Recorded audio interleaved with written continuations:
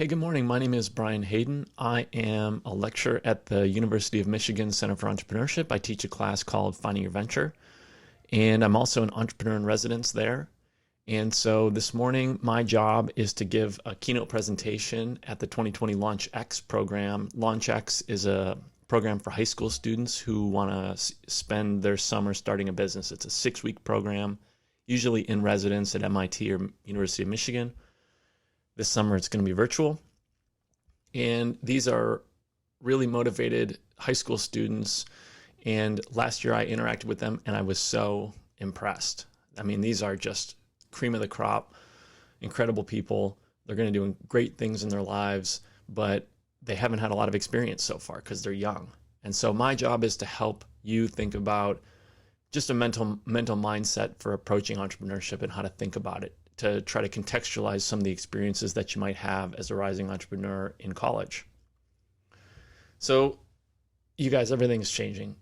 I don't even know what's going on. I'm not going to try to predict where the world is headed. We are in the midst of a global pandemic. There are marches and demonstrations around social justice. There's widespread acknowledgement that the world is not the way we want it to be. And this presents a lot of problems, but problems are opportunities for entrepreneurs.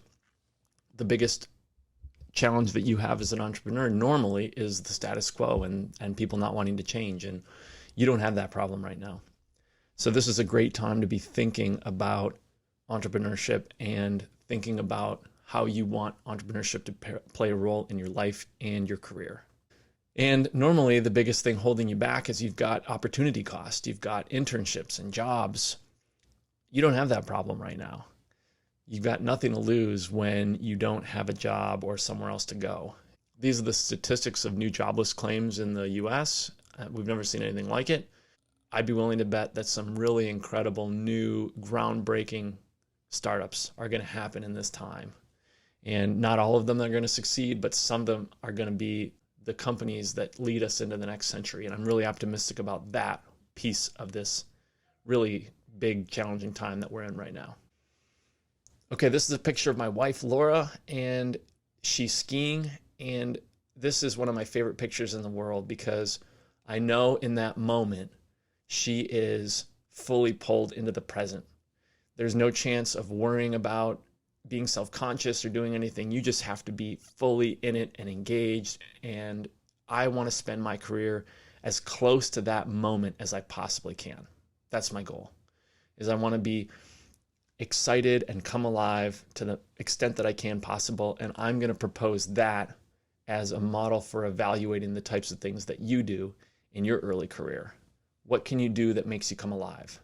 And since you haven't had a lot of experience, I want to tell you about my experiences. I've had a lot of jobs. I'm 41 years old. I started working when I was 11, and I want to walk you through each of those jobs and how alive I felt doing them. So let's start with busboy. That was my first job. My friend's dad had a diner, and I worked under the table. I walked home with cash every day, and I liked it. It was a great job. I liked being around people. I liked the fast pace of the environment and the immediacy of the human contact. I didn't like the repetitive nature of it or kind of being stuck in one place or the way I smelled when I left. So it wasn't perfect. So next summer I started caddying, and I loved caddying. Still one of my favorite jobs of all time. I liked having cash in my pocket. I liked being outside. I was a really big fan of golf, and so it was a good chance to be around the game. So caddy for me was great. The next summer I took my first step into like a corporate setting. I started selling mortgages, and this was as a junior in college. And man, I really liked that too. It was great. There was a lot of that immediacy. I was frequently in uncomfortable situations, which was hard, but I sort of liked it, and I liked the idea of selling. It wasn't perfect, but you could make a lot more money doing that than you could necessarily caddying or being a busboy. So that was a step up. I took a step back the next summer. I tried to get a big boy job. I was an accountant at Ernst & Young for the summer, and it wasn't a good fit for me, mostly because I was on a client site. And when you're on a client site as a young professional, you're not really encouraged to ask a lot of questions or look stupid because you're trying to present expertise to the client. And so I struggled in that environment. When I took my first job out of college, I did even worse than that. I went into technology consulting because I figured maybe Ernst & Young is too big a place. If I go to like a boutique consulting firm, it'll be better. And it wasn't. All the same issues. And so that was a really hard one for me. I was frequently feeling sleepy. In fact, I think I did sometimes at lunch go out and sleep in my car. I took a big move and I moved out to Oregon and I became a product manager for a coconut business. And this was like super random. Nothing made sense about this. It was a very low paying job, but I loved it. It was a great time. I loved having profit and loss responsibility on my job. It was like my own little thing within a bigger company that I got to manage. And nobody really paid too much attention because it wasn't a big part of the business that I was managing, but it was my part of the business. And I got to go to the factory and talk to lots of different types of people and travel. So that was a great job for me. Then I went to business school. I did a one-year MBA at Babson College and started a business called HeatSpring. I still own that business today. And being a founder, I think, is probably my favorite. I love being able to treat people the way they deserve to be treated. And I like just starting something new and always being able to work on the hardest problem. So I've felt very alive as a founder. As the business matured, really I evolved into being a small business CEO. You know, at some point you cease to be a founder. That's not really a job title.